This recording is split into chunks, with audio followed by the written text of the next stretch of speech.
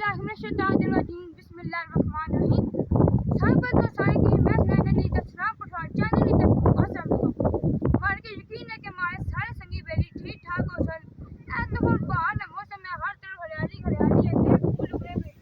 और ऐ देखो ऐ के कणका ने ऐ सने हर साइड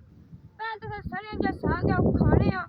ते जो सने आवे पहले जो लोग सने जो तेल वासी उसे मीठा करी खाने सन तने अलावा इस तेल की अपनी आंटी च इस्तेमाल करने सन पर हुन जे लोग है और डालडा घ्यो वगैरह इस्तेमाल करने तो उन्हें तबीयत खराब होनियां ता मनो उन बीमारी मुबतला है उन्हें अलावा सने जे तेल है अपने बालों पर इस्तेमाल करने आ